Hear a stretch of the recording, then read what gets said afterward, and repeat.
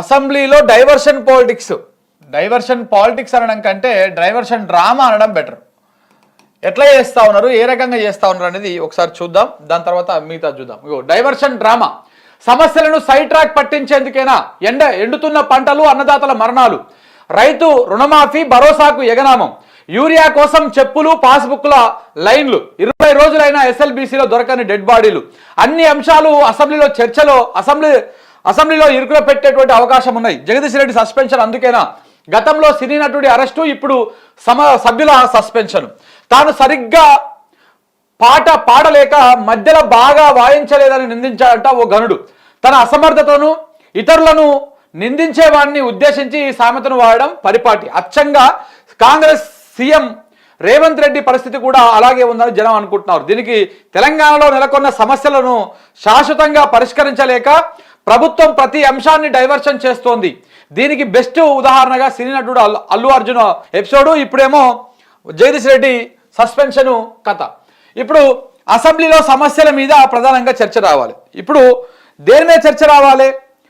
మొన్న గవర్నర్ గారి ప్రసంగం ఉన్నది. గవర్నర్ ప్రసంగం మీద, గవర్నర్ ప్రసంగంలో అన్ని అబద్ధాలే చెప్పారు అనేది ఇటు బీఆర్ఎస్ కానీ బీజేపీ కానీ సాధారణ పబ్లిక్ కూడా చెప్తూనే ఉన్నారు.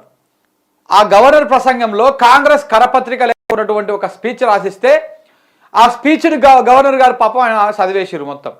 రైతు రుణమాఫీ అందరికీ అయిపోయిందని, రైతు భరోసా అందరికి వచ్చిందని, భూమి లేని పేదోళ్ళకందరికి కూడా రైతు భరోసా వచ్చిందని, ప్రతి ఇంటికి 500 రూపాయలకే గ్యాస్ సిలిండర్ వస్తుందని, ప్రతి ఇంటికి కరెంటు ఫ్రీగా ఇస్తున్నామని 200 యూనిట్ల వరకు, ఇలా అన్నీ చేస్తున్నామని, తెలంగాణలో అద్భుతమైనటువంటి పరిపాలన అందిస్తున్నామని, మేము అధికారంలోకి వచ్చినాక 50,000 ఉద్యోగాలు ఇచ్చినామని, ఇట్లా అబద్ధాలన్నీ కూడా గవర్నర్ గారి ప్రసంగంలో పెట్టిరు.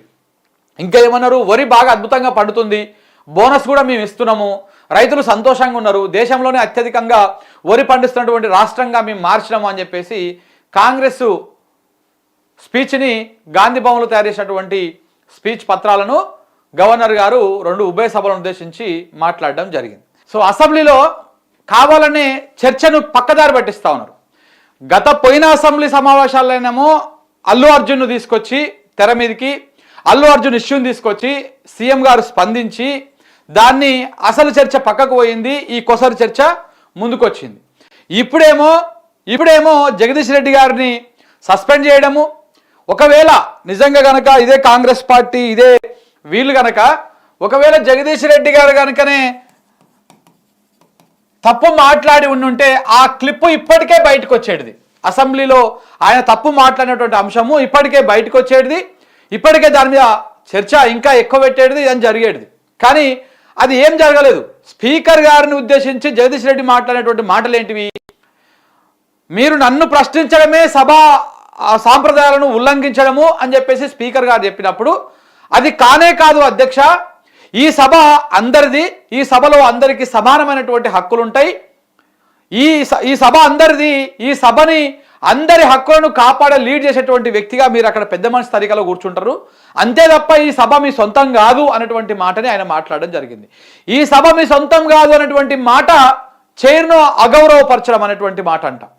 సో ఆ కారణం చేత దాని చేత ఆయనని సస్పెండ్ చేసి బయటికి పంపించినటువంటి పరిస్థితి.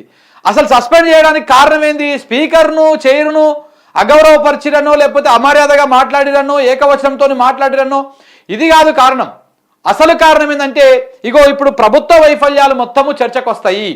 ఆయన మాట్లాడితే ప్రతి అంశాన్ని మనము చెప్పాల్సి ఉంటుంది, మళ్ళా ప్రభుత్వం తరఫు నుంచి చెప్పడానికి సమాధానం లేదు.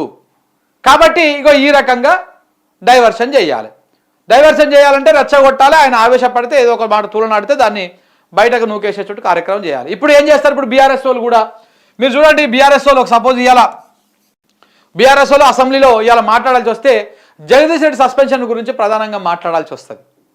చర్చ చేస్తారు, వాళ్ళు ఆందోళన చేస్తారు, అసలు సమస్య ఎంత, అసలు చర్చ ఎంత పక్కకు పోతుంది. ఇది కావాలని కాంగ్రెస్ ప్రభుత్వము సభలో కాంగ్రెస్ చేస్తున్నటువంటి ఒక డైవర్షన్ డ్రామా ఇదంతా ప్రజా సమస్యలు చర్చకు రావద్దు, ఎండిపోతున్నటువంటి పంటలు చర్చకు రావద్దు, ఆందోళన పడుతున్నటువంటి అన్నదాతలు చర్చకు రావద్దు, ఆత్మహత్య చేసుకున్నటువంటి వాళ్ళ లెక్కలు చర్చకు రావద్దు, ఎందుకు నీళ్ళు ఇవ్వలేకపోతా ఉన్నారు, ఎందుకు కరెంట్ ఇవ్వలేకపోతా ఉన్నారు, ఎందుకు పెట్టుబడి సాయం సరిగ్గా అందించలేకపోతా ఉన్నారు, ఎందుకు ఇంకా ఇప్పటిదాకా బోనస్ పైసలు ఇవ్వలేకపోతా ఉన్నారు.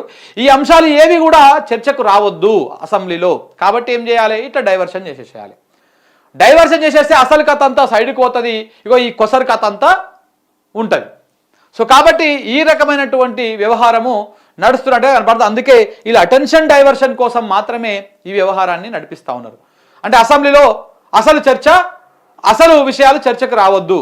అప్పుడేమో అల్లు అర్జును అవసరం లేకపోయినా అసెంబ్లీలో దాని మీద చర్చ పెట్టడము, దాని మీద మాట్లాడడము, అది జాతీయ స్థాయిలో జాతీయ మీడియా ఏకిపరేసరికి దాన్ని అక్కడి నుంచి కవర్ చేసుకునేటువంటి ప్రయత్నం చేయడం, ఇవన్నీ అప్పుడు చేసారు. ఇప్పుడు ఈ సస్పెన్షన్, ఈ కథ ఇవన్నీ పెట్టేసి అసలు గవర్నర్ ప్రసంగం మీద చర్చ జరగకుండా, ప్రభుత్వం చేస్తున్నటువంటి తప్పులను ఎత్తి చూపకుండా, ఆ లోపాల గురించి మాట్లాడకుండా ఒక ప్రయత్నము, ఆ వ్యవహారం అయితే నడుస్తున్నట్టుగా స్పష్టంగా కనపడతా ఉన్నది. ఇది డైవర్షన్ డ్రామా ఏ రకంగా అసెంబ్లీలో చేస్తా ఉన్నారు అనేది ఇది అసెంబ్లీకి సంబంధించినటువంటి వ్యవహారం.